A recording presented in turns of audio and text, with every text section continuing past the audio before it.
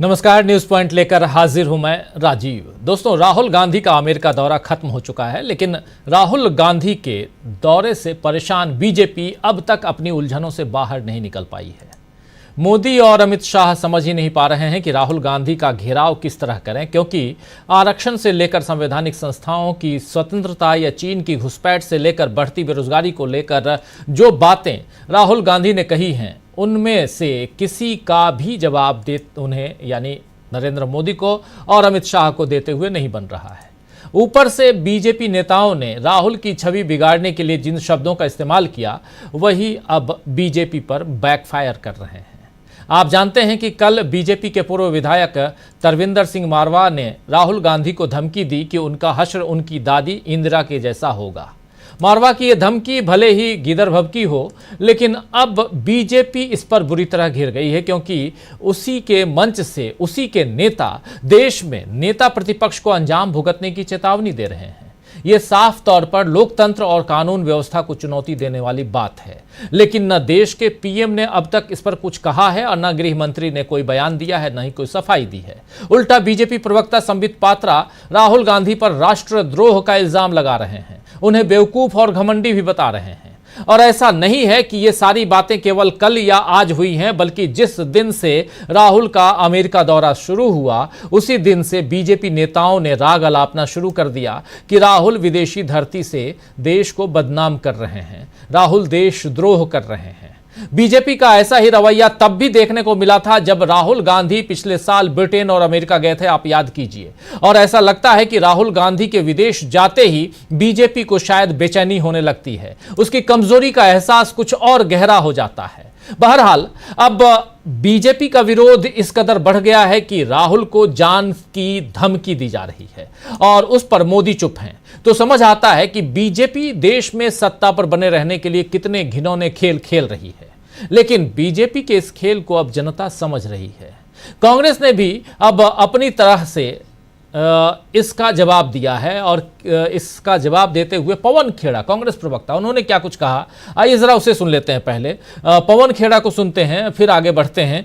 क्या कुछ कहा है इसी मसले पर पवन खेड़ा ने, सुनिए। कहना चाहती है कांग्रेस पार्टी सीधा सीधा भारत की सत्ताधारी पार्टी भारत के नेता विपक्ष को जान से मारने की धमकी दे रही है और पूरा विश्व सुन रहा है। ये छवि भारत की बन गई है कि जहां ruling party leader of opposition को जान से मारने की धमकी दे रही है। इससे कम कुछ नहीं है ये। और जवाब दें गृह मंत्री और प्रधानमंत्री, जिनके घर से महज 2-3 किलोमीटर दूर पे उन्हीं का नेता उन्हीं के प्लेटफॉर्म पर उन्हीं के झंडे लेकर खड़ा है और राहुल गांधी जी को जान से मारने की धमकी दे रहा है। इसको हम क्या माने? ये सीधे सीधे जिम्मेदारी इसकी प्रधानमंत्री और गृह मंत्री की है।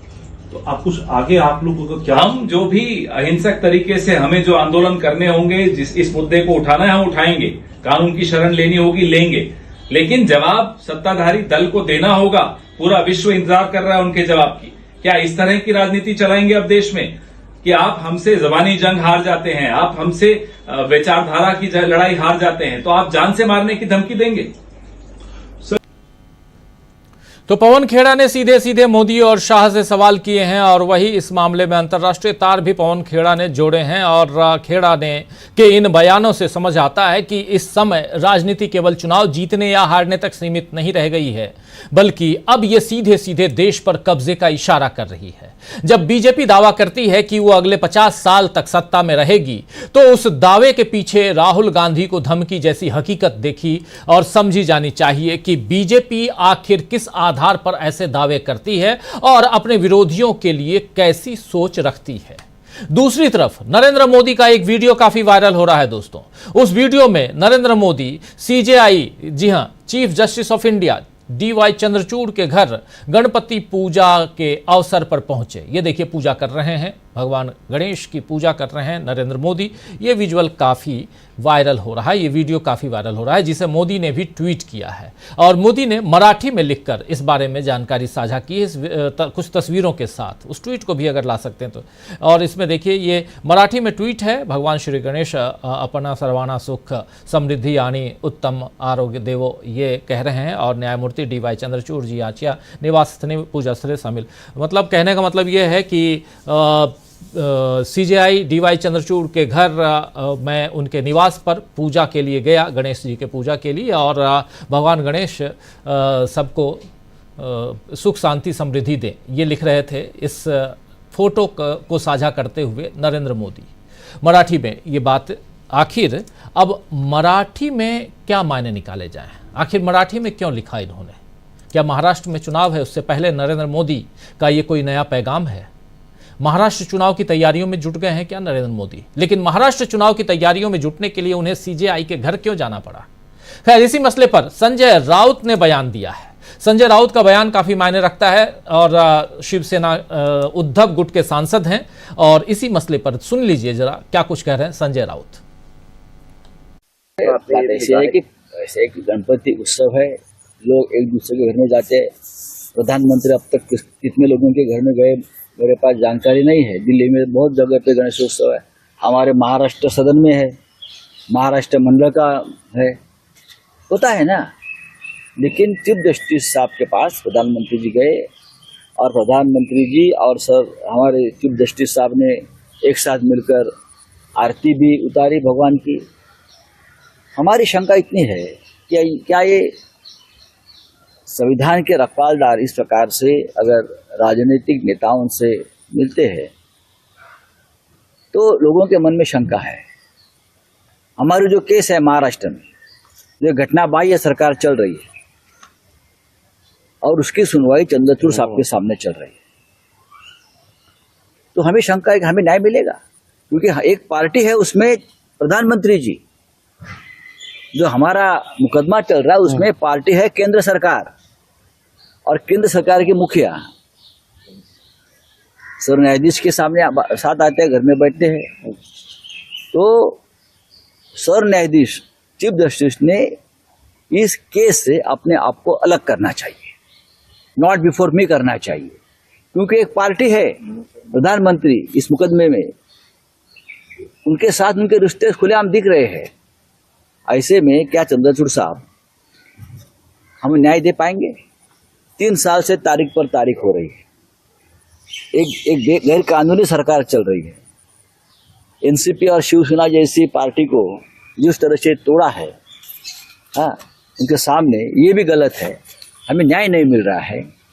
प्रधानमंत्री खुद महाराष्ट्र के गैर कानूनी सरकार में इंटरेस्ट ले रहे हैं बचाने के लिए, और न्याय देने का जिम्मा जिस न्यायाधीश जी के ऊपर है, उनके साथ उनका इस प्रकार का जो दोस्ताना और रिश्ता है, तो महाराष्ट्र के मन में कल एक शंका आ गई कि हमें न्याय मिलेगा, ऐसा लगता नहीं। इसलिए मुझे लगता है एक परंपरा है कि ऐसे केस में अगर कोई पार्टी होती है। तो संजय राउत का ये बयान बहुत महत्वपूर्ण है, इसलिए क्योंकि ये साफ साफ कह रहे हैं कि प्रधानमंत्री नरेंद्र मोदी और न्यायमूर्ति CJI chief justice of India DY Chandrachud अगर एक साथ एक मंच पे एक जगह उनके घर पे मिलें तो फिर क्या मुझे न्याय मिलेगा? 3 साल से केस है और एक पक्ष जो है वो केंद्र सरकार है, और केंद्र सरकार के मुखिया, केंद्र के मुखिया, बीजेपी के मुखिया, और सरकार में प्रधानमंत्री के पद पर नरेंद्र मोदी विराजमान हैं। और नरेंद्र मोदी अगर चंद्रचूड़ के साथ पूजा करने के लिए उनके घर पे पहुंचते हैं तो क्या न्याय मिलेगा? एक शंका, एक सवाल यहां खड़ा होता है, और ये संजय राउत ये सवाल खड़ा करते हैं। बहुत वाजिब सवाल है, लेकिन इसका जवाब ढूंढने की कोशिश आज दिन भर सोशल मीडिया पर होती रही। बहुत सारी बातें न्यायमूर्ति को लेकर होती रही, डीवाई चंद्रचूड़ को लेकर, और बहुत सारी बातें प्रधानमंत्री नरेंद्र मोदी को लेकर होती रही। दोनों पक्ष, प्रधानमंत्री का साथ देने के लिए भी कई पक्ष सामने आया, लेकिन दूसरी तरफ बहुत सारी बातें भी होती रही, इस पर भी चर्चा करेंगे। तो एक तरफ राहुल गांधी को जान से मारने की धमकी, राहुल गांधी विदेश गए और उनके ऊपर जिस भी ढंग से, जितने निचले स्तर पर गिरकर भाजपा के समर्थक और भाजपा के नेता, मंत्री ये हमलावर हुए राहुल गांधी पर, वो आप सबने देखा। और दूसरी तरफ प्रधानमंत्री नरेंद्र मोदी के हाथ में आरती की थाली, और उधर आप दोनों पति पत्नी को आप देख रहे हैं, ये पूजन अर्चन में लीन हैं। लेकिन तीसरी तरफ एक दुखद खबर यह है दोस्तों कि आज कम्युनिस्ट पार्टी, मार्क्सवादी कम्युनिस्ट पार्टी के मुखिया कहें, क्योंकि वो सीपीएम के महासचिव थे, सीताराम येचुरी, उनका निधन हो गया। और ये एक अपने आप में दुखद खबर इसलिए है क्योंकि एक गंभीर नेता, एक ऊर्जावान नेता वो इस देश से, इस दुनिया से चला गया। उनको श्रद्धांजलि भी है सीताराम येचुरी को डीबी लाइव की तरफ से, देशबंधु की तरफ से।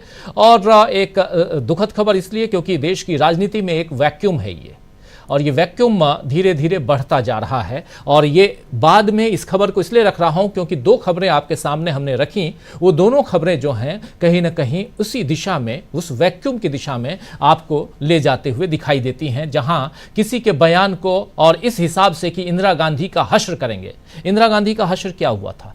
32 गोलियां उनके शरीर पर दाग दी गई थी। या राजीव गांधी का हश्र क्या हुआ था? शहादत हम कहते हैं, लेकिन क्या ऐसी शहादत मिलनी चाहिए किसी को? ये दुखद है। दूसरी तरफ राहुल गांधी के साथ आप क्या यही करने की कोशिश कर रहे हैं?